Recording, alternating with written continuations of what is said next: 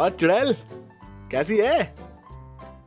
देख, थोड़ा मुश्किल है तुझे लफ्जों में बताना और तेरी सारी हरकतों को सिर्फ एक वीडियो में समझाना।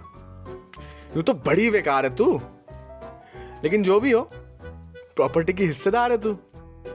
याद है बचपन में हम कार्टून्स देखते थे, रिमोट मेरे पास होता था, फिर तू पापा को बुला लेती थी और मैं रिमोट तुझे दे देता था। याद है माँ कैसे हर बार तेरी आजादी को लेकर तुझ पे चढ़ जाती थी, और अगर मुझे कोई नई चीज मिल जाए तो तू अपनी डिमांड के लिए पापा से लड़ जाती थी। लेकिन याद कर मूर्ख, तेरे 65% पे तेरे को फोन दिलवाया मैंने, और हर बार मेरे फोन को चार्जिंग से हटाया तूने। तेरी तीखी जुबान के चलते ना माँ मोहल्ले में अपनी नई साड़ी तक नहीं दिखा पाती, और तेरे उन झगड़ों के चक्कर में अब सविता भाभी अपने घर भी नहीं आती। अरे इंस्टा व्हाट्सएप की स्टोरीज पे पता है कितना जुल्म किया है तूने। वो तो भला हो बीजेपी का कि तू अब टिकटॉक नहीं बनाती। और हाँ, तेरे 9th वाले ट्रू लव पे ना मैंने पानी नहीं फेरा था, जिसके चक्कर में तू पतिव्रता नहीं हो रखी थी, वही तेरे मजे ले रहा था। और गलत नहीं था यार, मैं तो बस उस कमीने को जानता था, और वो भी तो लौंडा ही था, इसीलिए तो मैं कोयल बने उस कौवे को पहचानता था। पता नहीं डिसेंट लड़के तेरे को क्यों नहीं भाते थे। तेरे को तो बस वो हाईलाइट बाल के चोटे ही पसंद आते थे। लेकिन तेरे भी कुछ कम धतकरम नहीं है, और मेरी तरफ व्यवहार तो तेरे भी नरम नहीं है। कितनी बार तेरे चक्कर में पापा से मैंने कूट खाया है। रिलेटिव्स के अटेंशन के नाम पे मैंने कभी कुछ नहीं पाया है। अरे थोड़ी बहुत गलतियां तो तू भी अपने नाम ले सकती थी। मेरे इतने त्याग परिश्रम इन सब के बदले में अपनी किसी फ्रेंड को मेरा नंबर भी तो दे सकती थी। हाँ, तूने जैसे कभी कुछ किया ही नहीं है ना, सब तो मैंने ही करा है। तेरे जीवन में सारा दुख का कीचड़ तो बस मैंने ही भरा है। एक बात बता, घर पर आई मेरी फ्रेंड्स को कौन ताड़ता था? और कुछ आता जाता तो है नहीं तुझे, उनके सामने इंग्लिश कौन झाड़ता था? मेरी सारी कॉस्मेटिक्स खत्म करे तू और उनके पैसे भरूं मैं। मेरी रंगोली मेहंदी सब खराब करे तू, उसके बावजूद भी तेरे काम करूं मैं। चलना यार, क्या ये कर रखा तूने? आई बड़ा यार, तुझे प्रॉब्लम क्या है मेरे से? प्रॉब्लम ये है कि तू जा यार, मेरे को बात नहीं करनी तेरे से। A few moments later.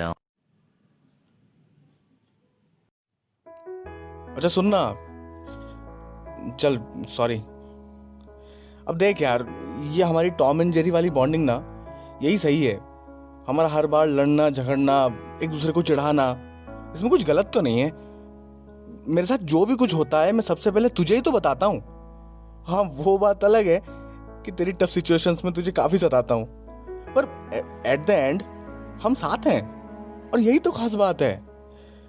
पता नहीं और कब तक तू खाना जलाने की प्रैक्टिस करेगी, पता नहीं रिमोट के लिए मुझसे तू कब तक लड़ेगी।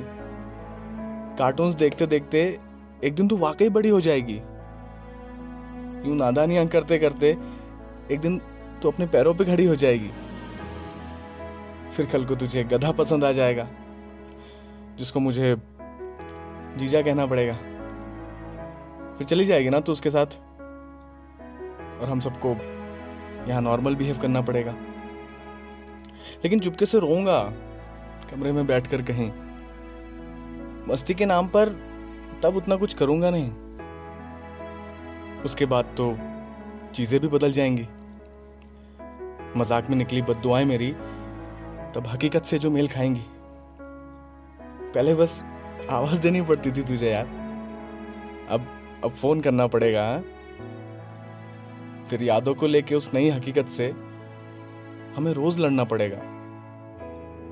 फिर शायद कहीं मुझे एहसास होगा, मेरे आधे काम तो तू करती थी।